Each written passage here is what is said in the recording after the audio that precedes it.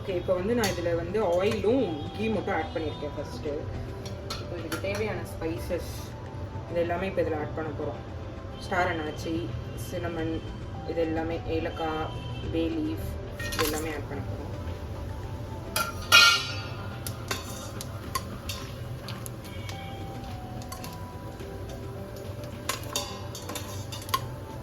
இப்போ நான் இதை வந்து சாட்டே மோடில் வச்சு ஆக்சுவலி இப்போ சாட்டே பண்ணிகிட்ருக்கேன்.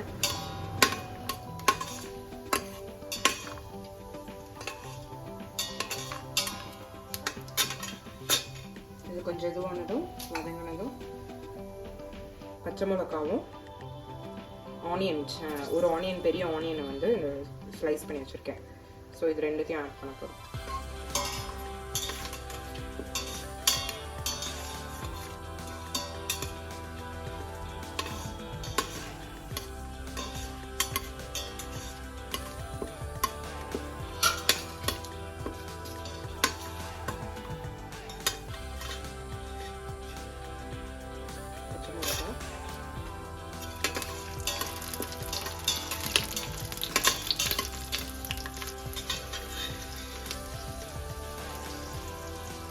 ஆனியன் ஆட் பண்ணுங்க.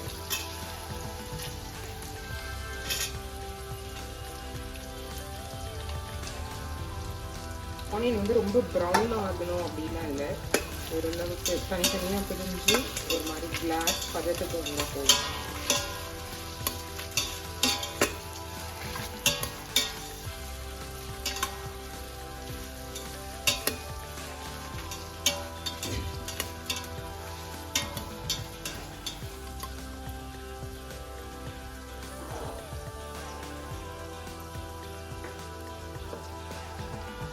ஆனியன் வதங்கும்போது கொஞ்சமாக உப்பு போட்டோம் அப்படின்னா அது தனித்தனியாக பிரிஞ்சு வதங்கிறதுக்கு ஹெல்ப்ஃபுல்லாக இருக்கும்.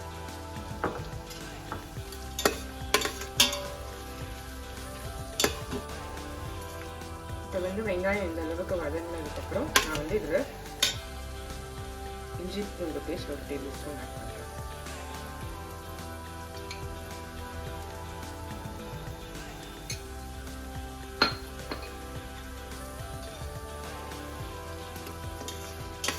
பச்சை வாசனை போகிற வரைக்கும் வதக்கி விட்டுட்டு அப்புறமா கட் பண்ணி வச்சுருக்க தக்காளி, 2 மீடியம் சைஸ் தக்காளி நான் எடுத்திருக்கேன் இன்னைக்கு. இப்போ வந்து இது இப்போ பார்த்தீங்கன்னா இது நல்லா இஞ்சி பூண்டு பேஸ்ட் அந்த வாசனை போக நல்லா வதங்கிடுச்சு. ஸோ இப்போ வந்து நான் இதில் கட் பண்ணி வச்சுருக்க தக்காளியை வந்து ஆட் பண்ணுறேன். தக்காளி ஆட் பண்ணி ஒரு 2-3 மினிட்ஸ் நல்லா வதங்கிட்டோம்.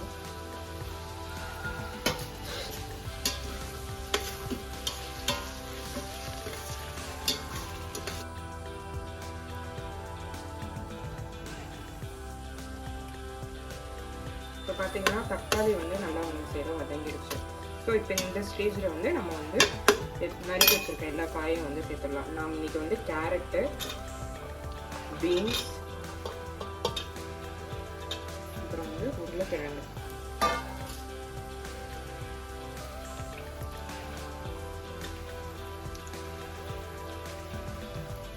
உருளைக்கிழங்கு மட்டும் கலர் மாறாமல் இருக்கணும் அப்படின்றதுக்காக தண்ணியில் போட்டு வச்சுருக்கேன்.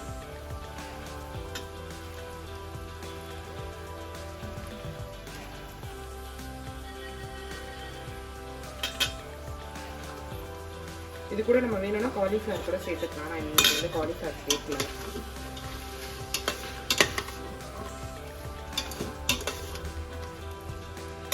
கூடவே நான் வந்து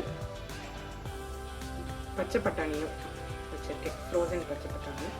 ஸோ இதுவும் ஆட் பண்ணிக்கிறேன்.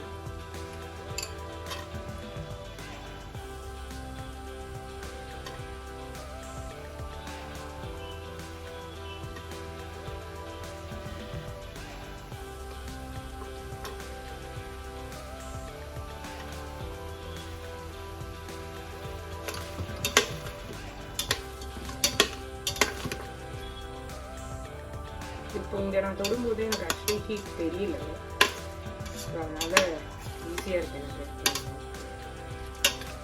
நார்மலாக நம்ம கடாயில் இல்லை குக்கர்லாம் பண்ணும்போது ஹீட்டாக இருக்கும், நம்ம துணி வச்சு பிடிக்கலாம். இந்த இன்ஸ்டன்ட் பாட்டில் வந்து இந்த இடம்லாம் வந்து ஹீட்டே இருக்குது.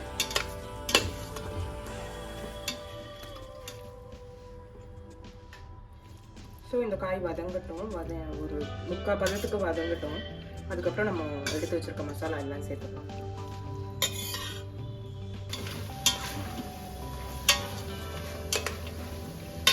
இப்போ வந்து 1/4 கப் தண்ணி, இந்த காய் வந்து கொஞ்சம் வேகிறதுக்கு ஊற்றிக்கலாம்.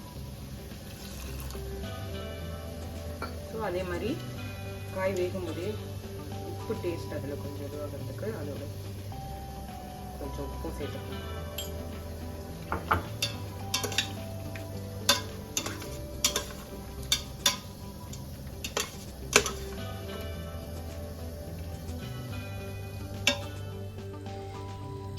இப்போ இது காயெலாம் வந்து ஓரளவுக்கு வதங்கிடுச்சு. ஸோ இப்போ வந்து மசாலாஸ் எல்லாம் ஆட் பண்ண போகிறோம். இதில் வந்து இப்போ நான் வந்து மல்லித்தூள் 2 ஸ்பூன், அதுக்கப்புறம் வெறும் மிளகாத்தூள். ஸோ நம்ம ஆல்ரெடி வந்து பச்சை மிளகாய் ஆட் பண்ணியிருக்கோம், அதனால் நம்ம காரத்துக்கு ஏற்ற மாதிரி நான் வந்து 1 டேபிள் ஸ்பூன் போட்டிருக்கேன். அதுக்கப்புறம் வந்துட்டு கரம் மசாலா, ஆல்ரெடி நம்ம ஹோல் ஸ்பைசஸும் போட்டிருக்கோம். ஸோ அதுக்கு தகுந்த மாதிரி கரம் மசாலாவும் 1/2 டீஸ்பூன் போட்டிருக்கேன். ஸோ இப்போ இந்த மசாலா எல்லாம் இந்த காயோட ஒரு 2 மினிட்ஸ் நல்லா வதங்கட்டும். இப்போ வரைக்குமே இன்ஸ்டன்ட் பாட் வந்து சாட்டே மோடில் தான் இருக்குது. ஸோ இதெல்லாம் சாட்டே ஆக்கி முடிக்கட்டும். ஸோ இந்த ப்ராசஸ் நான் ஆரம்பிக்கிறதுக்கு முன்னாடியே பாஸ்மதி ரைஸ் வந்து 1 கப், இதுவால் 1 கப் வந்து நான் சோக் பண்ணிட்டேன். ஸோ ஒரு 30 மினிட்ஸ், ஆக்சுவலி 45 மினிட்ஸ் சோக் ஆனால் நல்லது. நான் வந்து ஒரு 30 மினிட்ஸ் ஆக்சுவலி நான் வந்து சோக் பண்ணியிருக்கேன்.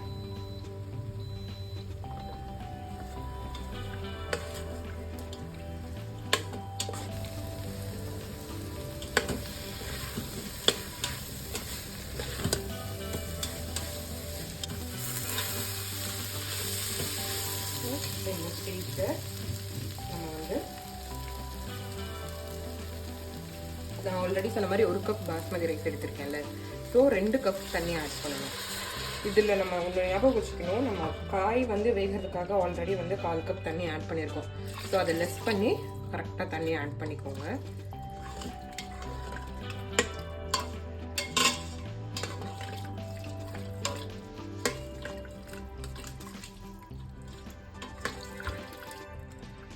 ஸோ இப்போ தண்ணி கொஞ்சம் சூடு இருக்கும். கூடவே கொஞ்சம் நான் வந்து புதினா ஆட் பண்ணுறேன். ஸோ அந்த ஃப்ளேவர் கொஞ்சம் நல்லாயிருக்கும், அரோமா நல்லாயிருக்கும் அப்படின்னு.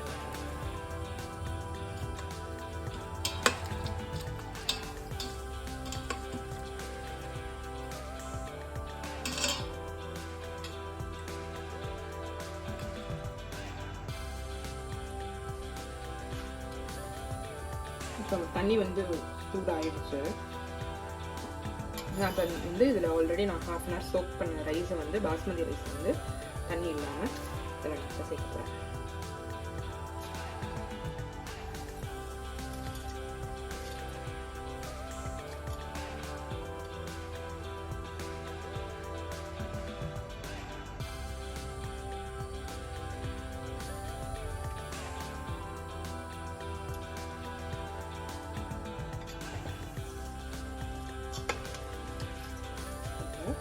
கிளறி விட்டுட்டு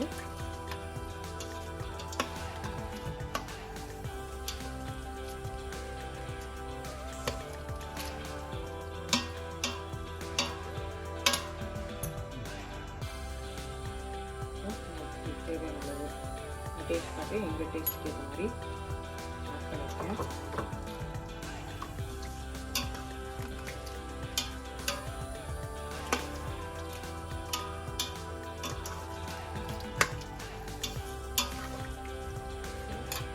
வந்து இதில் கொத்தமல்லியை லெமன் மட்டும் ஆட் பண்ணி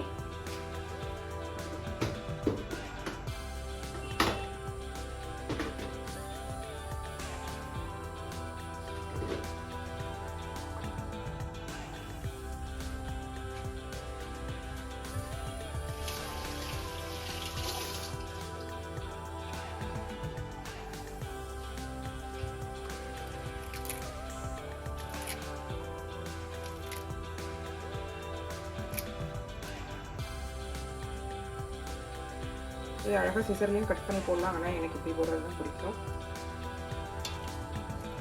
போட்டு ஜென்டலாக இப்படி கிளறி விட்டுட்டு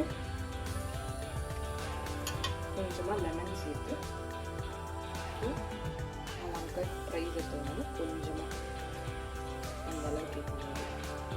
இப்போ நீங்கள் 3 கப்பெல்லாம் ரைஸ் எடுக்கிறீங்க அப்படின்னா யூ கேன் யூஸ் அந்த ஹாஃப் லெமன், அப்படியே ஒரு ஹாஃப் பெரிய லெமன் வந்து அப்படியே ஸ்க்வீஸ் பண்ணி இந்த ஜூஸ் இது பண்ணிவிட்டு இப்போது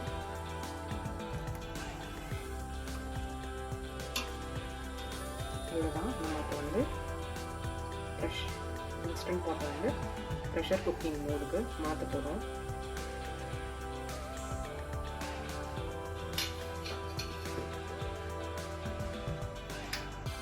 லிட் வந்து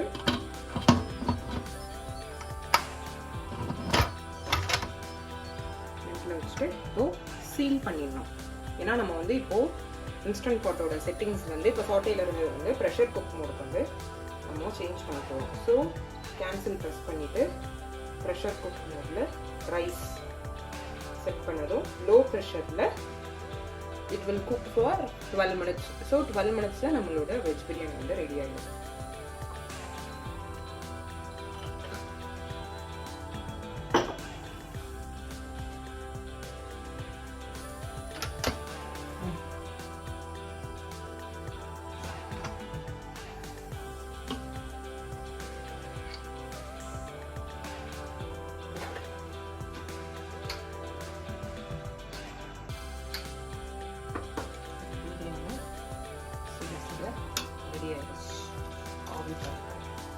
இப்போ நமக்கு இது வந்து சூடாகவே இருக்கணும், இன்னும் கொஞ்சம் நேரம் கழிச்சு தான் சாப்பிட போகிறோம் அப்படின்னா இந்த ப்ரெஷர் குக்கர்லேயே இந்த இன்ஸ்டன்ட் பாட்லேயே வந்து கீப் வார்ம் மோட் இருக்குது. ஸோ அதை யூஸ் பண்ணி இப்படி உதிரி உதிரியாக வந்துருக்கு.